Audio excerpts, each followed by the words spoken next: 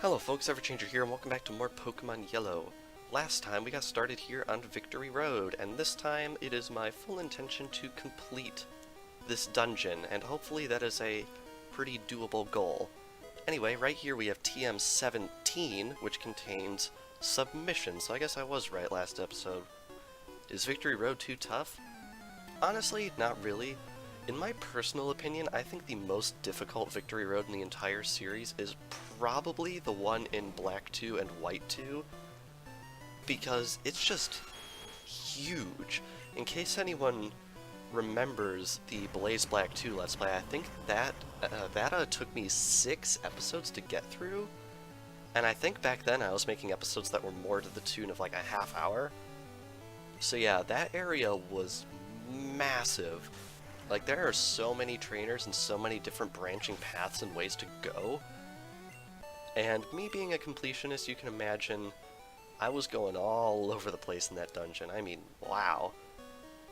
Anyway, that back there was actually a dead end, so it looks like the only way we can feasibly go is up this way.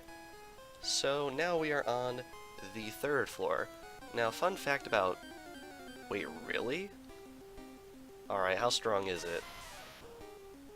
Oh, snap. Well, that's a little bit awkward.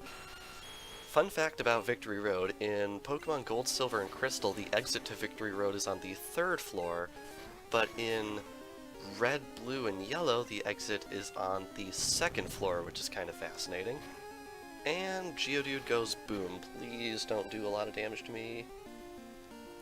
That was actually a pretty significant amount, which is frustrating.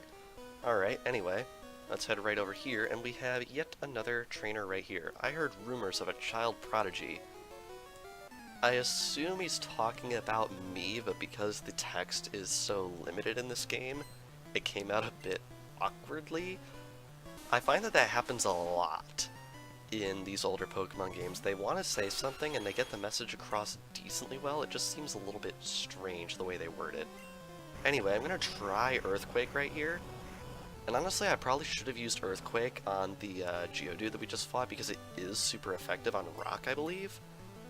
I just forgot, plus I'm kind of used to Geodude having Sturdy, which isn't even a thing in this game, so I guess my old and new perception is changing a little bit, and we are now asleep, which is unfortunate because I don't think I actually packed any items to neutralize sleep, which is unfortunate.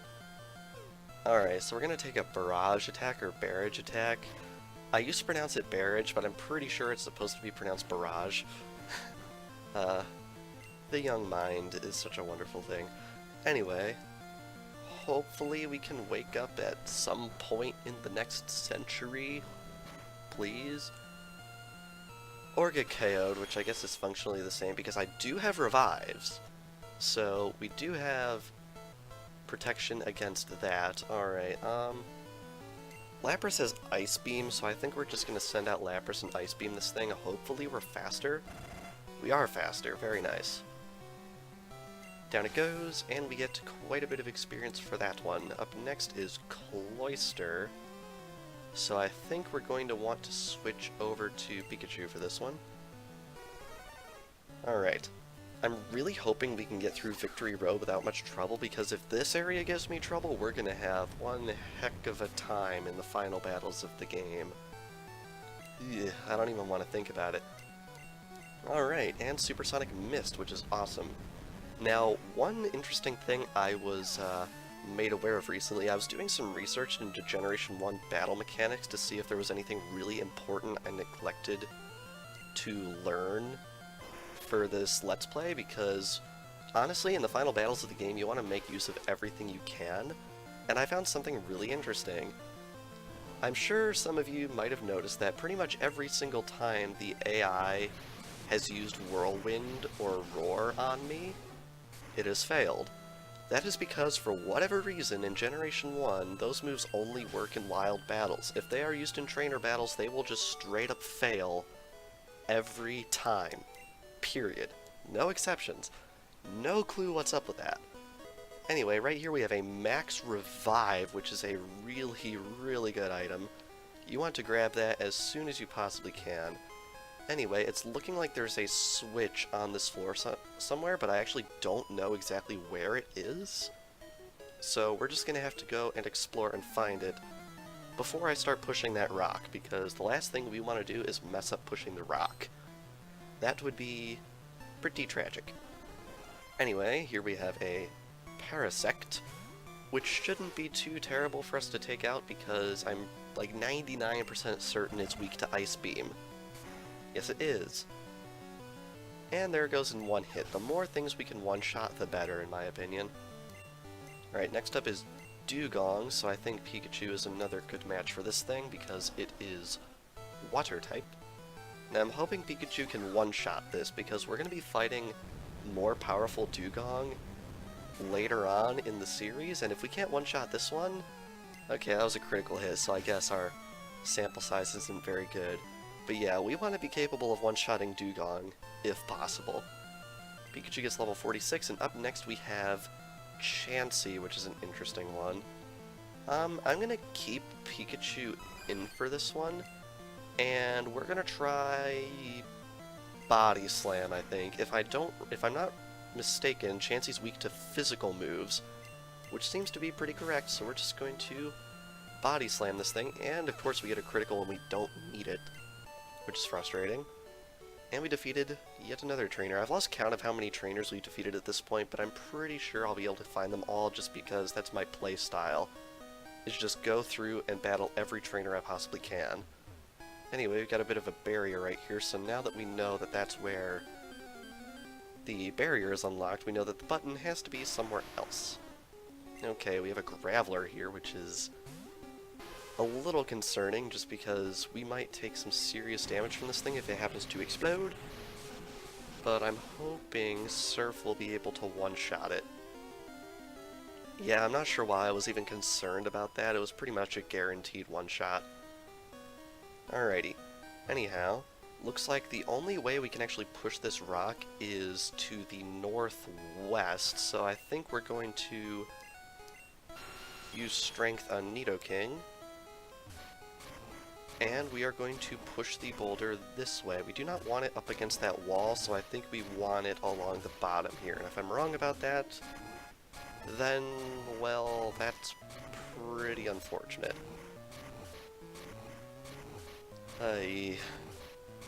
Honestly, of all the things that they could have improved in later games but didn't, it's the strength speed.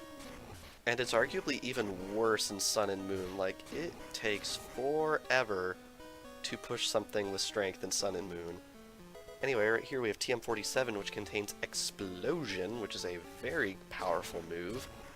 And an interesting thing about Explosion in this game is if it is used to break a substitute, the user of Explosion will not faint, which is incredibly strange.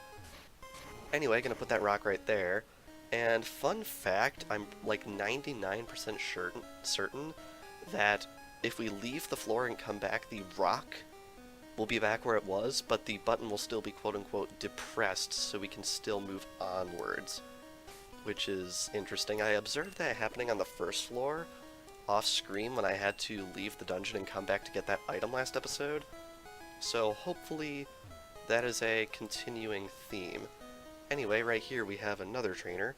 If you can get through here, you can go meet the Elite Four. Yeah, I got that. Anyway, as you can see, we are now on the other side of this boulder that we saw last episode, so we're not going to be crossing over into that other room because we've already been there. Alrighty, so we're just going to surf this Charmeleon right here. I'm wondering if this is yet another guy who just has all the starters. Really odd pattern, and I feel like after a few games, they've sort of just abandoned having trainers like this. Oh no, he has a Lapras. Okay. Alright, we're going to switch over to Pikachu for this one. If we can have a couple of Pokemon in the 46-47 range upon leaving here, that would be really nice. Plus, in addition to the rare candy we got in this dungeon, there is actually one more rare candy that we are going to be getting before the end of the game.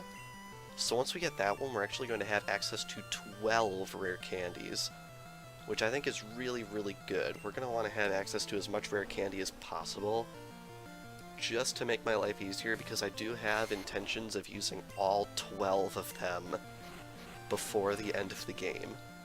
We need to get every ounce of power out of this team, and honestly, once we beat the game, there's really not much else we have to be concerned about.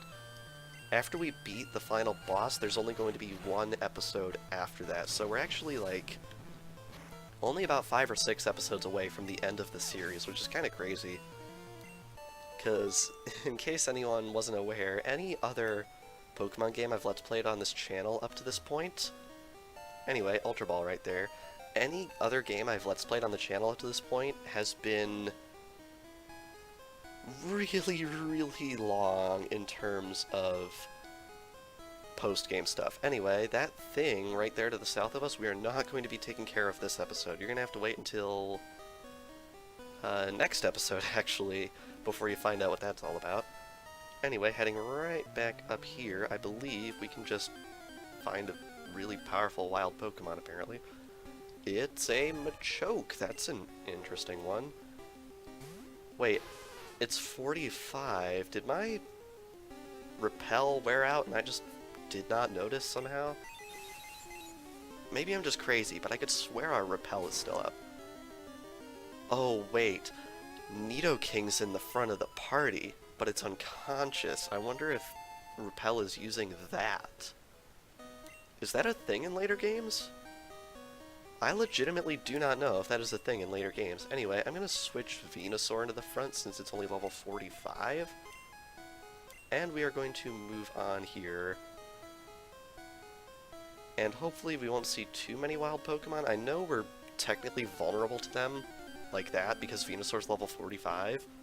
But that's also why I want Venusaur in the front, is because it's weaker than most of the rest of the team. So I think we should just keep it in front and miss like a boss right there, just so we can get a little bit more powerful.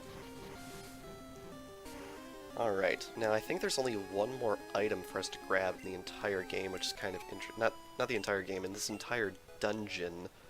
So I will make sure to make a note of that, because looking at my list, it is a good item and we don't want to miss it. Anyway, we got this dude, who we are going to fight. Only the Chosen can pass here. Alright, I guess we are the Chosen because I have every intention to pass here. Anyhow, Kingler is coming out, which is a really good matchup for Venusaur because Venusaur has Razor Leaf, although I'm kind of tempted to try Solar Beam. Yeah, let's try Solar Beam because I very highly doubt this thing is going to take me out in one shot, especially if it uses an X attack. Alright, that's probably the first time I've actually used Solar Beam in a Generation 1 game in almost a decade, honestly.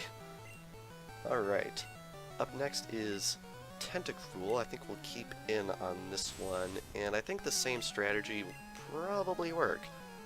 Unfortunately, weather does not exist in Generation 1 at all, so there is no way to expedite the effectiveness of Solar Beam.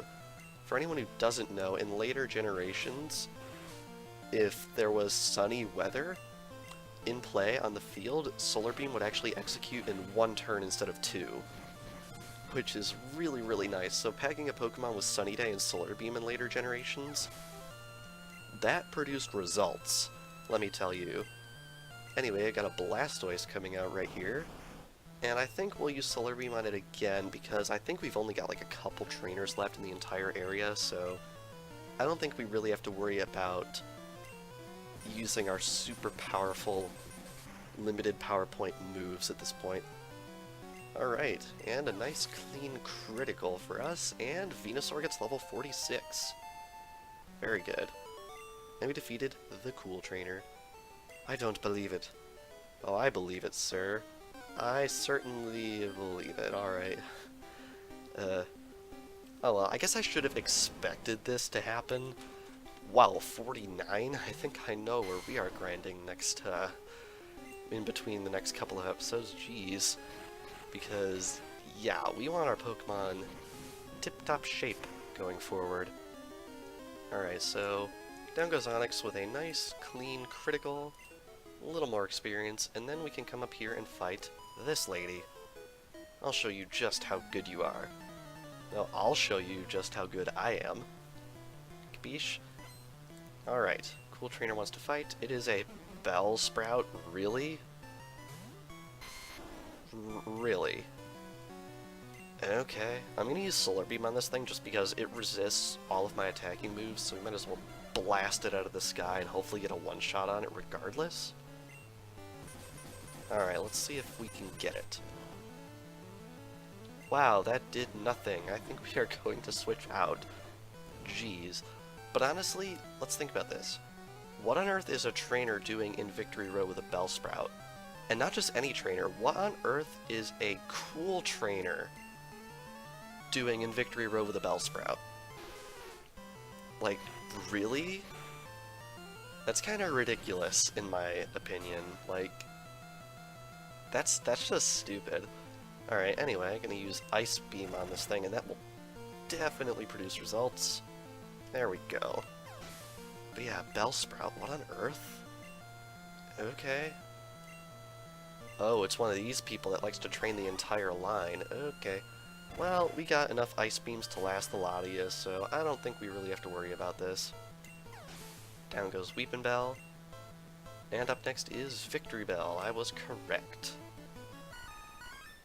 Alright, one more Ice Beam ought to do it, and then I think, if I counted right, we've only got like one trainer left in the entire dungeon, so yeah, we're gonna finish this dungeon this episode. Maybe not quite under 20 minutes, but it'll be close enough for my liking.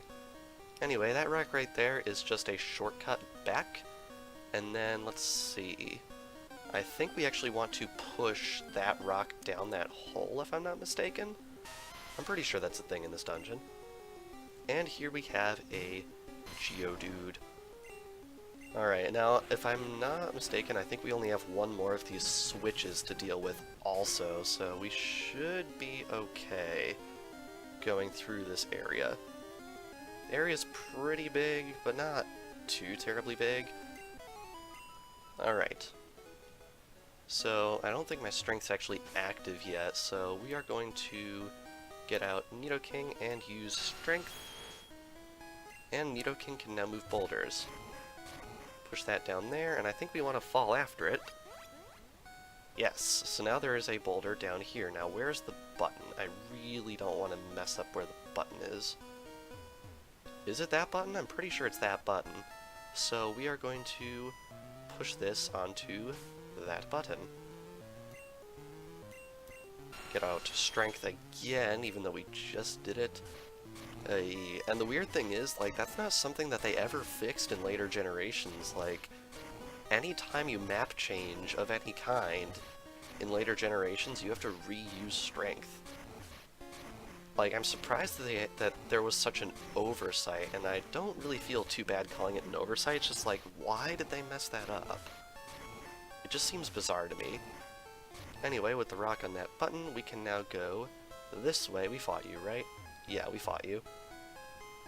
And we are now up in this room, and then I think we have to dip back down?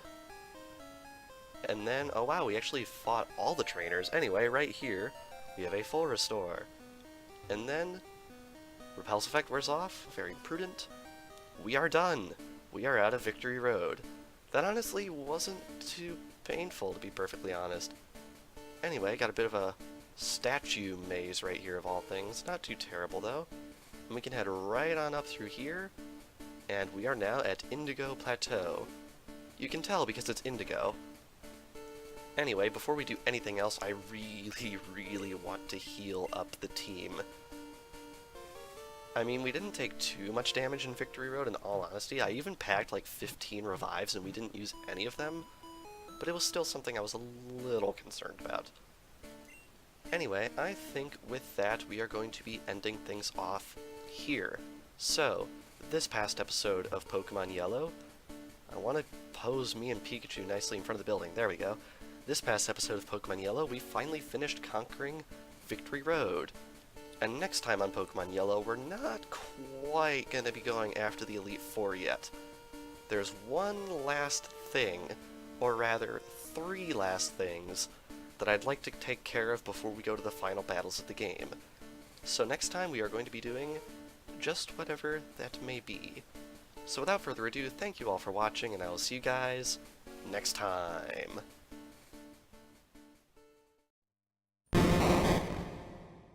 バリアーポケモン。高さ 1.3 メートル。重さ 54.5 キログラム。人を信じ込ませるのがうまい。パントマイムで作った壁が本当に現れるという。